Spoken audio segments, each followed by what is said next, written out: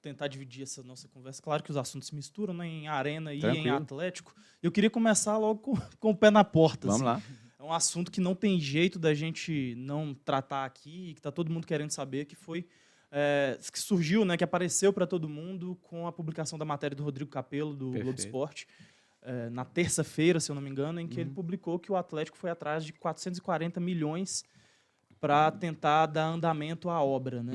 Uhum. E queria que você me explicasse o que é essa operação, se é que você pode nos explicar, né? Você estava Perfeito. falando aqui mais cedo que você não pode entrar em tantos detalhes, mas, enfim, queria que você me explicasse essa operação, o que você pode falar, o que você não pode Tranquilo. falar, enfim.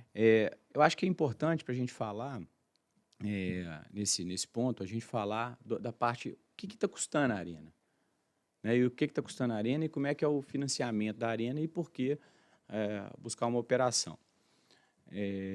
A Arena, ela começou lá atrás, até muito antes de mim, né, com aquele orçamento, né, de 410 milhões, no qual ele era financiado por 3 contas.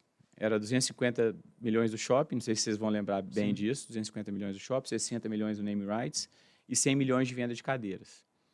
E era assim a conta, né? Sem considerar dinheiro no tempo, era assim, quanto que custa e quanto que a gente tem potencial de arrecadação. Era essa a conta, quando eu cheguei, exatamente essa conta. E naquele momento ainda os projetos eram praticamente projetos conceituais, né? Era uma arena de 41 mil lugares e eram projetos conceituais. Com o passar do processo de licenciamento, né, e até chegar de fato no início das obras, esse 410 ele virou 650 milhões. E por que essa diferença nesse valor? Porque a gente tem só contratualmente de correção financeira, né, de INCC, a gente tem a inflação do período que o INCC não corrige, né, a inflação foi muito maior. A gente tem os projetos que foram chegando num nível executivo, de forma que a gente possa, de fato, orçar, né? Então, nós tivemos ali diversas modificações de projeto, com melhorias de projeto, muitas melhorias, e a gente teve também diversas exigências legais para a execução do projeto, como, por exemplo, acústica, nós comentamos aqui um pouquinho mais cedo, né? Durante o processo de licenciamento foi necessário que a arena tivesse a proteção acústica, as caixas de detenção, que foram caixas que surgiram ao longo do processo de licenciamento, são caixas de 2 milhões de litros. Para você ter uma ideia, uma caixa, ela tem 46 metros de comprimento, 6 de largura e 9 de profundidade. Pensa numa piscina olímpica com 9 metros de profundidade, 6 de largura e 46. Essa caixa é uma caixa, só essa caixa aí, se eu não me engano, é coisa de 6, 7 milhões de reais. A gente teve o reforço das lajes da esplanada. A prefeitura exigiu que a gente tivesse ali nas caixas de escada, não sei se vocês já repararam ali na esplanada, que a gente tem 4 caixas de escada, que tivesse área verde ali ao redor daquela área. Ali foi uma das maiores discussões que eu tive com a prefeitura, porque dentro do terreno eu já tenho 26 metros quadrados de área verde, né, que é a área de preservação. Falei, pô, para que eu preciso fazer jardineiras aqui nesse entorno, que eu tenho dentro de um terreno, nenhum estádio, eu acho, tem uma área de preservação dentro. E isso me obrigou a fazer com que as lajes fossem de 21 centímetros para 26 centímetros de espessura. Isso eu tive que reforçar os blocos de fundação e as estacas de baixo, para poder suportar essa carga adicional. Ela saiu de 600 quilos por metro quadrado para 1.300 quilos por metro quadrado. Você tem esses incrementos. As portas dos banheiros precisaram ser as portas das cabines, né? Precisaram ser de 80 centímetros. A relocação das escadas de acesso às cabines de rádio, o Corpo de Bombeiro exigiu que fosse.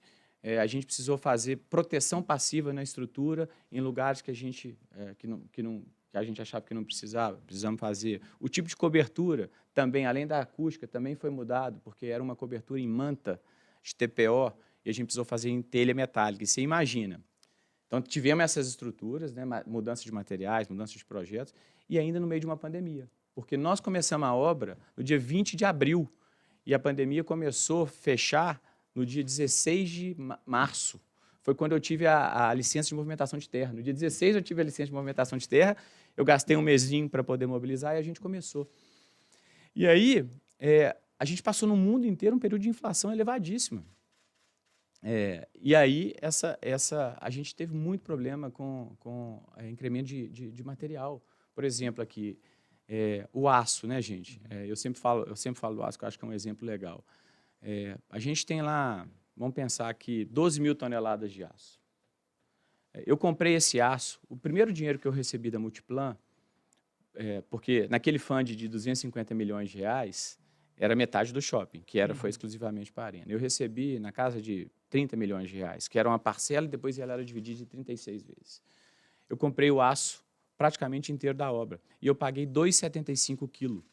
Se você pegar, vamos fazer uma conta boba, né? 12 mil toneladas, vezes, vamos arredondar para 3, mas eu paguei 2,75, tá? Nós estamos falando de 36 milhões. Hoje, esse aço chegou a bater a R$9. Então, se você pegar 12 a 9 mil, a gente estaria falando de quanto? 108 milhões de reais. Então, assim, a gente tomou muitas medidas de antecipação para que a gente pudesse controlar isso, mas nem tudo a gente conseguiu, né? A gente teve incrementos de mão de obra, de custo de mão de obra, porque as empresas não conseguiam mobilizar a gente, né?